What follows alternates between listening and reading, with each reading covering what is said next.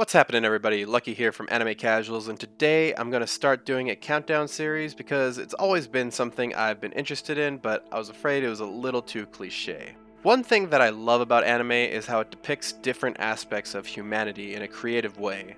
One of those aspects is religions or cults. Now, I'm putting these together not as a slight against religion, I happen to be religious myself, but because it was easier to put the two together. If you're curious, the main difference in religions and cults is that religion is usually widely accepted and focuses on the relationship between a deity or higher power, whereas a cult is not widely accepted and usually focuses on a person or an object.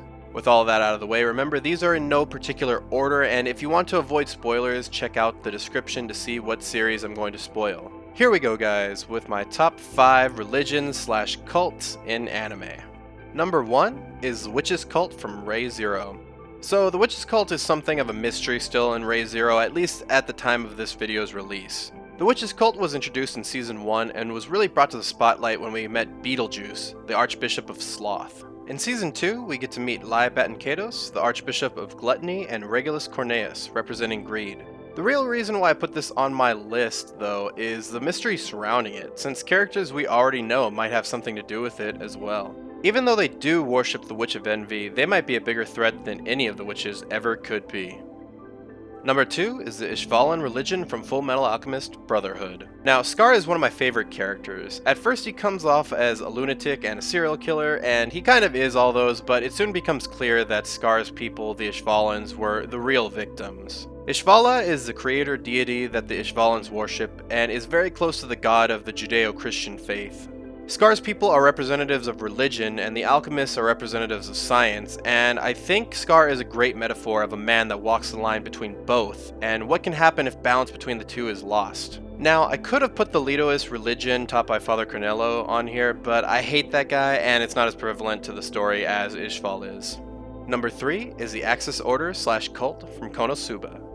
So this one is just one of the funnier ones. One thing, though, that's not very funny is that they don't recognize Aqua as the goddess that they worship, even though she actually is.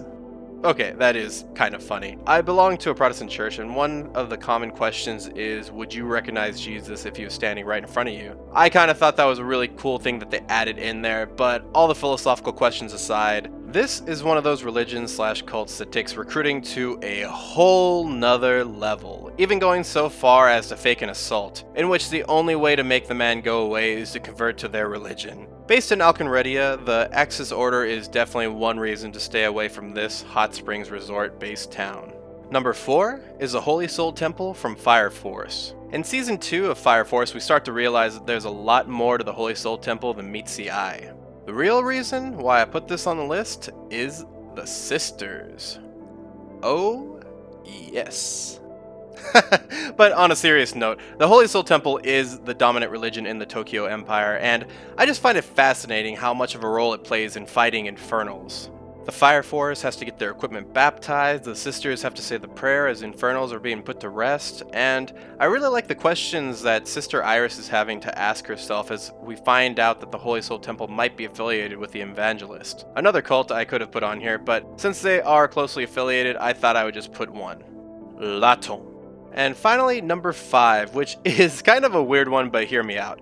It is Jashinism from Naruto. So I know I said this list is in no particular order, but this religious cult is definitely the scariest. In fact, Jashinism's god, literally translates to evil god, wicked heart, or evil design. The most successful follower, of course, is Hidan from the Akatsuki, and we see that Jashinism has a huge emphasis on killing and destruction.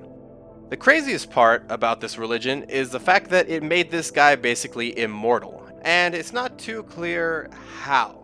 Pair this with the fact that he can use a ritual that can connect his body to another if he licks their blood, which shares all of the damage he takes with another person, giving him what I can only describe as pleasure. All of this, and you have a recipe for one of the most ridiculously OP religious cults in anime. Hope you guys enjoyed this video. I had a lot of fun looking into these, and I hope you'll leave a like and a comment telling us what religions I might have left out and what you would have liked to see. There's always a possibility for a part 2. With all that out of the way, guys, don't forget to keep it casual.